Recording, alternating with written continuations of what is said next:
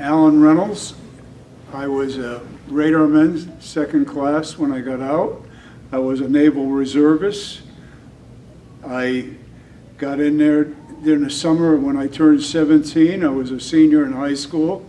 During the Christmas vacation for 2 weeks, I went to Great Lakes and did a lot of marching and learned how to be a sailor.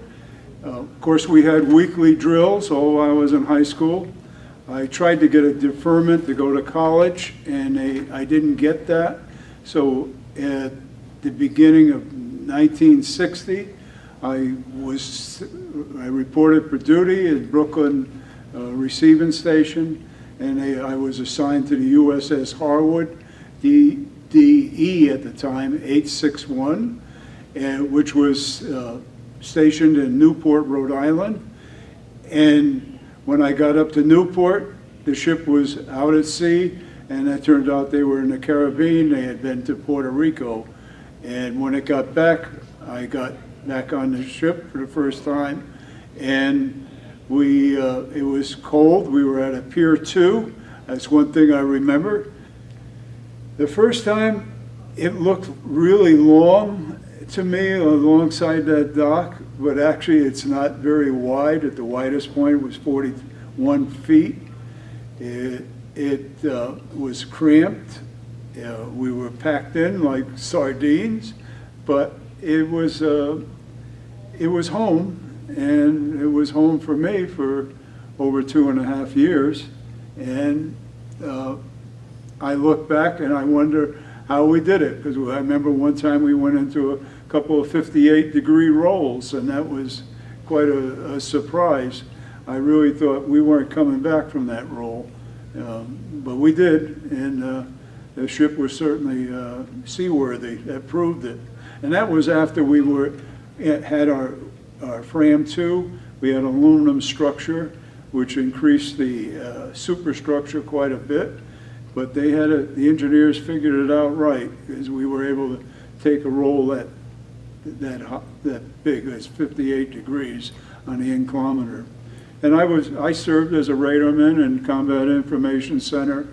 We were mostly an ASW warfare ship, but there was a time when we were stationed down in Mayport. We were escorting the first couple of submarines that were practicing the Polaris missile launch. And of course, it was good to get out of cold Newport down to Florida. And I can always remember we were hoping, gee, they weren't that successful that quick, so we could stay in Florida a little longer. And we saw some missiles come out of the water, and they were duds, but then they started taking off, and all of a sudden that was good. Well, at that time, I think the first submarine we operated with was either the George Washington or Abraham Lincoln, and they actually cut those submarines when they were building. They were nuclear submarines, and they made them longer for these missiles. And of course, to see something they jettison out of the water and then ignite when it got up probably 50 or 60 feet in the air, this big missile, and then ignite and take off. And of course, when the first couple went up pretty high, but then they fizzled out. And when they come down, they looked like they were going to hit our ship, but they were probably hit about a mile away. But when you first look up, it was kind of strange. But they obviously started getting them to go downrange, and I think those missiles were tested to go about 1,500 miles, and not as far as a Trident missile, but I know that they had one while we were there that went over 1,000 miles. I remember hearing that. Being in Combat Information Center, I realized that our duty was to make sure that the Russians, even though we were in international waters, would not interfere with that. And I was told that we had 2 airplanes constantly on watch, and at times I controlled them and told them to come to certain courses. And the Russians never showed up while we were doing that. They had been warned, and I don't know what we would have done if they had showed up, but that mission was successful. In 1960, and we went to Rota, Spain. We refueled, but we didn't get any liberty there. But we went to the Isle of Mallorca, absolutely gorgeous. And at that time, the US dollar was really could go a long way. For $20, you could have some night. And we also went to Barcelona, Spain, which I loved. And we were in Naples, and we went to the Riviera, and we were in a port near Cannes called Gulf One.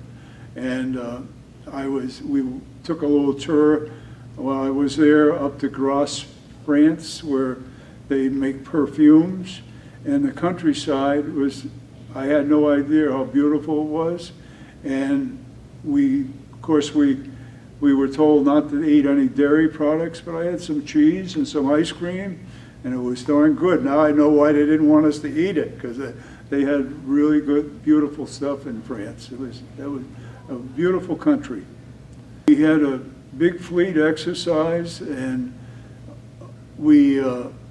Sixth Fleet was really probably at the largest state it was at the time I was there.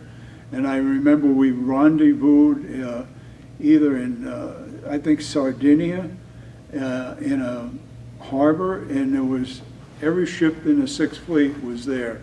It was quite impressive, but we never saw any Russian ships when I was there.